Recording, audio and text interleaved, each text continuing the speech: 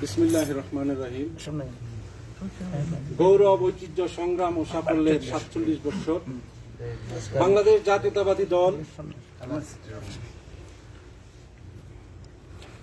ঐতিহ্যবাহী আসির প্রদেশ কেন্দ্রীয় আহ্বায়ক কমিটির উদ্যোগে আজকের এই ৪৭তম প্রতিষ্ঠা বার্ষিকী উপলক্ষে আয়োজিত এই অনুষ্ঠানের সংগ্রামী সভাপতি, আমাদের সকলের মুরব্বী, আমাদের সকলের বটবৃক্ষ, একজন সফল উদ্যোক্তা, একজন সফল ব্যবসায়ী, একজন সফল গর্বিত পিতা, তিনি আমাদের সকলের আস্থাভাজন জনাব ওসমান গনি ভূঁইয়া ভাই, উপস্থিত আসির প্রদেশ কেন্দ্রীয় আহ্বায়ক কমিটির মান্যবর আহ্বায়ক, আমাদের আরেক বটবৃক্ষ, আমাদের সকলের আস্থাভাজন মুরব্বী, আমাদের রাজনৈতিক গুরু, একজন সফল ব্যবসায়ী, সফল উদ্যোক্তা, বিশিষ্ট সমাজসেবক, বিশিষ্ট শিক্ষা অনুরাগী জনাব শাহজাহান সিরাজ ভাই, মঞ্চে আরো উপস্থিত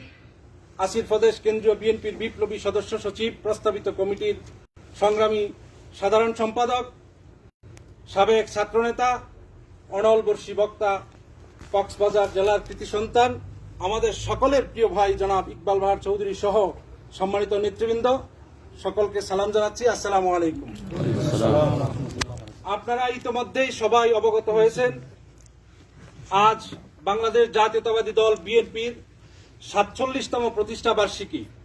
১৯৭৮ সালের ১ সেপ্টেম্বর বাংলার রাখাল রাজা, মুক্তিযুদ্ধের অন্যতম সংগঠক,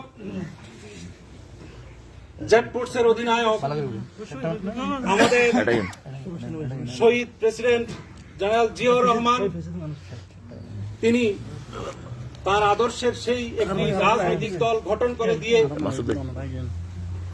আমাদের সকলকে একটি মেসেজ অনুধাবন করতে হবে।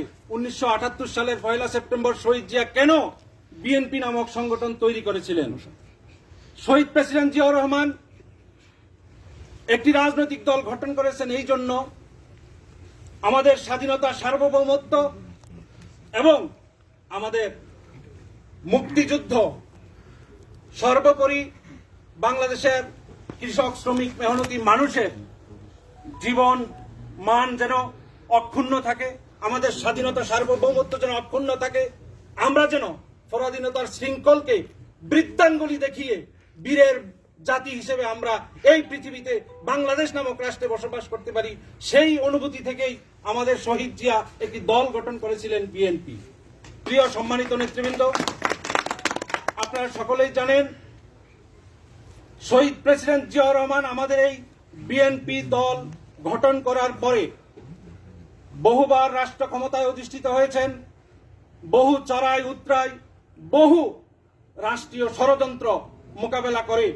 আমি যেহেতু বক্তব্য দীর্ঘায়িত করতে পারবো না, সেই জন্য সংক্ষিপ্ত আকারেই বলছি যে আজকের দিন অবধি পর্যন্ত বিএনপি নামক সংগঠনটি যেমন রাষ্ট্র ক্ষমতায় অধিষ্ঠিত হয়েছেন বাংলাদেশের জনগণের ম্যান্ডেট নিয়ে, বাংলাদেশের জনগণের প্রত্যক্ষ ভোটে বারবার বিএনপি নামক সংগঠনটি যেমন ক্ষমতায় অধিষ্ঠিত হয়েছেন, আবার বাংলাদেশি নামক কিছু ষড়যন্ত্রকারীর বিপুল ষড়যন্ত্রের কারণেই বিএনপি বারবার হোঁচট খেয়েছে, বিএনপি বারবার বাধাগ্রস্ত হয়েছে।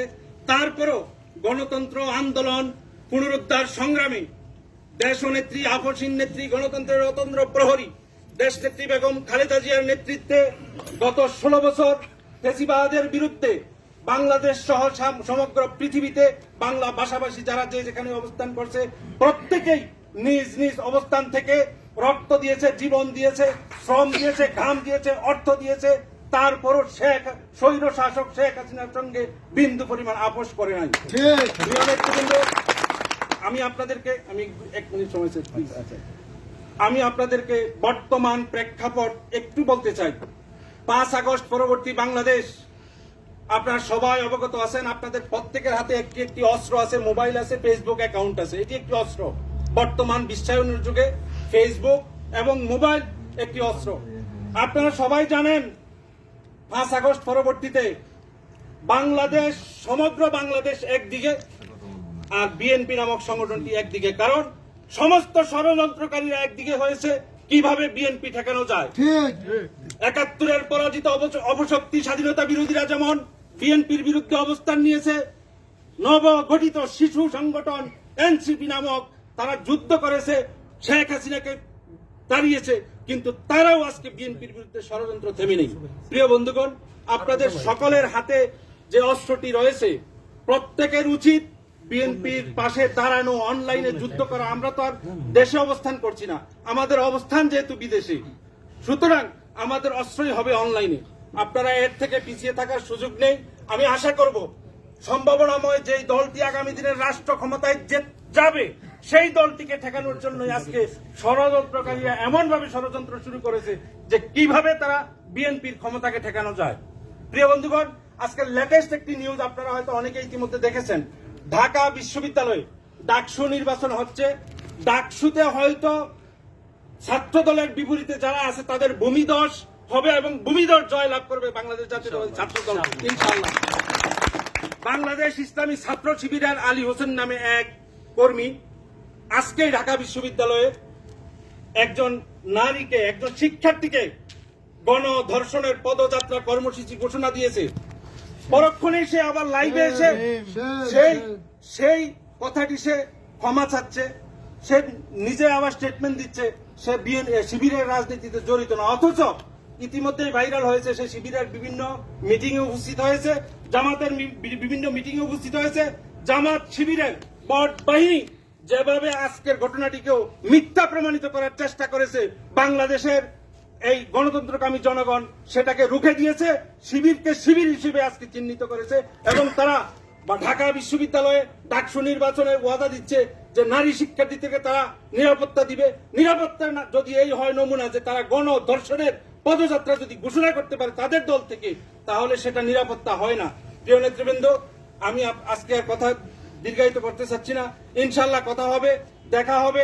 সবাইকে আবারও ধন্যবাদ জানিয়ে শেষ করছি। আল্লাহ হাফেজ। বাংলাদেশ জিন্দাবাদ, বাংলাদেশ জাতীয়তাবাদী দল জিন্দাবাদ। সকলকে আবারও আসসালামু আলাইকুম। আমাদের আধা ঘন্টার মধ্যে পুরো প্রোগ্রাম শেষ করতে হবে, তার মধ্যে আমাদের একজন গুরুত্বপূর্ণ মেহমান আমাদের উদ্দেশ্যে বক্তব্য রাখবেন। এই জন্য আমি সবাইকে অনুরোধ করবো 1 মিনিট করে শুধু কথা বলবেন। আজকে আমি এ পর্যায়ে একজন গুরুত্বপূর্ণ ব্যক্তিত্বকে পরিচয় করে দিচ্ছি আপনাদের মাঝে।